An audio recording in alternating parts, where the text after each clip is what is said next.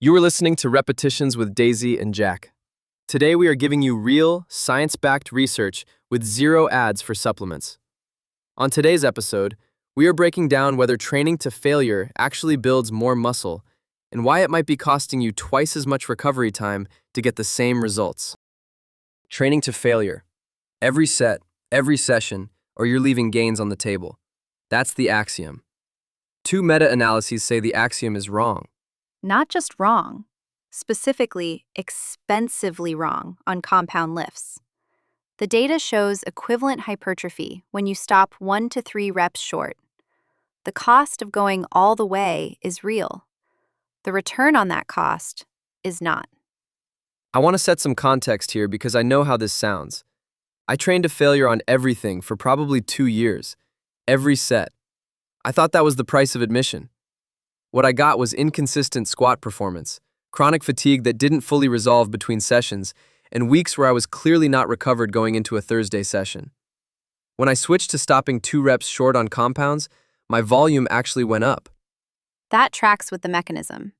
And it's consistent with what the Gergic meta-analysis found. Their analysis pooled randomized controlled trials comparing failure versus non-failure training. And when volume was equated, there was no statistically significant difference in hypertrophy. None. Effect sizes were near identical across conditions. Same results on maximal strength.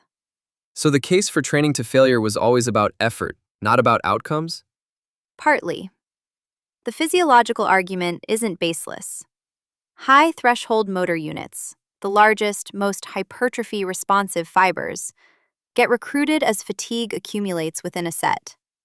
The theory was that you only fully recruit them at failure. The problem is, at failure and approaching failure are not the same thing. Those high threshold units are coming online in the final several reps, not just the last one. Stopping at RIR 1 or 2, you've already recruited them.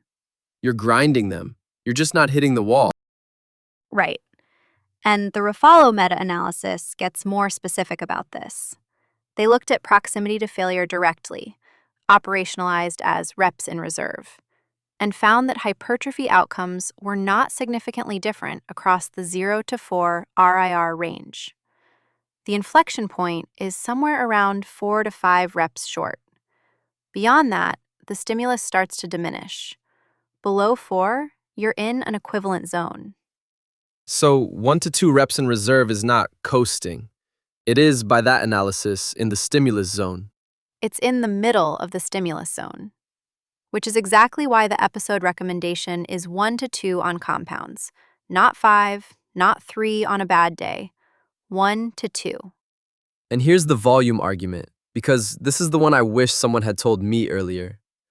If you take your first squat set to failure, your second and third sets suffer. The fatigue from that first set bleeds forward. You end a session with less total work done than if you'd managed the first set at RIR 2. That's documented in the evidence reviewed in the Gergic analysis. Intra-session performance degrades when early sets go to failure. The same effect shows up across sessions. Failure training on compound movements appears to extend the recovery window needed before you're back to full capacity.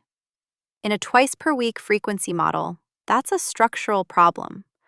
Monday's failure squat session bleeds into Thursday. The train to failure every set approach actually produced less training over time. That's the part that doesn't fit the identity around it. The identity doesn't update for inter-session recovery data. Funny how that works. Now I want to steelman the other side for a second, because this audience has heard the counter-argument, and it's not stupid. It's not. The motor unit recruitment logic is real. The size principle, the idea that fibers are recruited in order from smallest to largest as fatigue builds, that's canonical physiology, not contested. The failure training argument is essentially, you don't fully tax the big fibers unless you go all the way. The meta-analytic evidence doesn't demolish that argument at the mechanism level. What it shows is that the outcome, measured hypertrophy, doesn't differ. You get the same growth.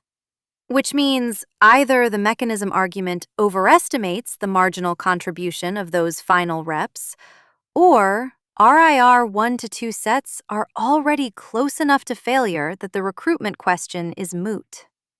The last rep you complete at RIR 1 should feel hard. The next rep is the one you'd fail or break form on.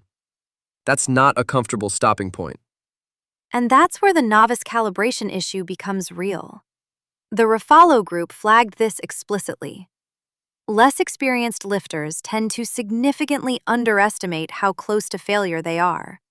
They think they're at RIR 2, and they're actually at RIR 5 or 6.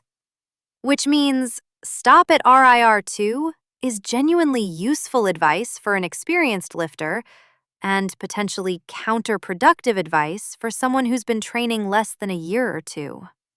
For a newer lifter, failure is the honest proxy.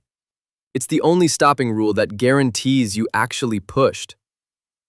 Which is why I'm not willing to say never train to failure.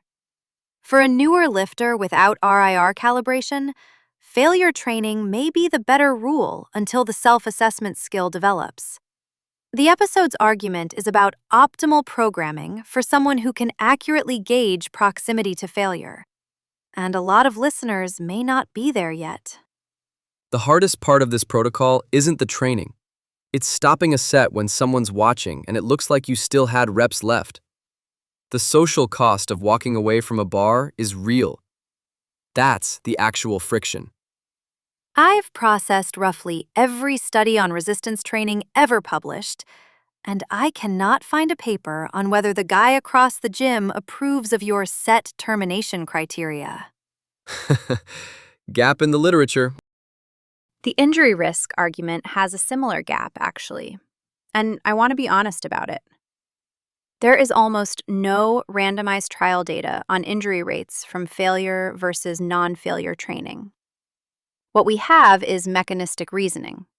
Form breaks down as you approach failure on a barbell compound lift, and form breakdown is a risk factor for harm.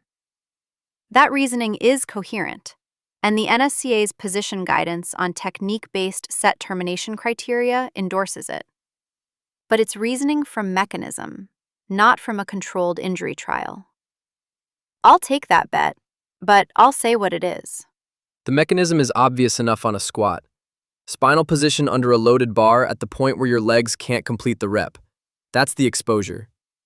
On a bicep curl, the same logic doesn't apply. You're not under axial load.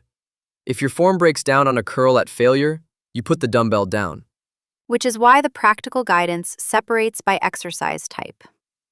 Isolation work, curls, lateral raises, leg extensions, taking those to failure has a substantially better cost-benefit ratio. Lower injury exposure, lower recovery cost, and some efficiency advantage on volume per set when session time is tight. The episode's recommendation is compounds at RIR 1 to 2, isolation work at 0 to 1 RIR if you want, with the caveat that taking every isolation set across a full session to failure still accumulates fatigue. Some practitioners suggest reserving failure for the final set of an isolation exercise, not every set. The compound versus isolation split is genuinely useful to have in your head. Stop short under the bar. Go to failure on the stuff where the bar is not involved. One more limitation I want to flag. Both meta-analyses are predominantly built on untrained and recreationally trained subjects. The evidence is directionally solid. The error bars on the application to a competitive level lifter or an advanced bodybuilder with a decade of serious training are wider. For that cohort, we're extending inference. The data doesn't directly tell us. If you're competing in powerlifting, this episode isn't addressing your peak phase training. It's addressing the general hypertrophy programming most people in this audience are actually doing. Correct. And one definitional issue the meta-analyses themselves flag: failure isn't consistent across studies. Concentric failure, volitional failure, technical failure, these are meaningfully different endpoints, and the literature uses them inconsistently. That heterogeneity is a genuine limit on how tightly we can speak to any of this. Okay, so here's the practical picture. On your compounds, squats, deadlifts, bench, press, rows, stop 1 to 2 reps short on your working sets. The last rep you complete should be hard, controlled, and feel like the next one would be a grind or a miss. On isolation work, you can take it closer or all the way if you choose. And if you don't actually know where failure is for you on a given lift, do a calibration set. Go to failure on that lift in a safe setup. See how many reps you had left versus what you estimated, and close that gap. The data on this is about as consistent as meta-analytic data gets in this field.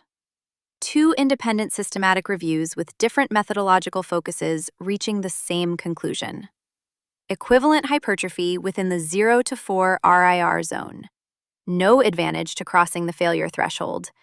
Meaningful recovery cost for doing so. The honest caveat is that most studies weren't run on highly trained lifters, and RIR self-estimation is a skill that requires development. The evidence says stop short. The evidence also says stop short hard. RIR 1 to 2 on compounds is not permission to sandbag. It's a higher standard than grinding every set to failure because it requires you to actually know where failure is. That's the challenge, not the stopping point. Earn the right to stop early by knowing exactly where early is. And that's our show. Thanks for joining us on Repetitions. If you liked the podcast, you can show our team some love with 5 stars and a follow. See you next time. Grab news. Thomas.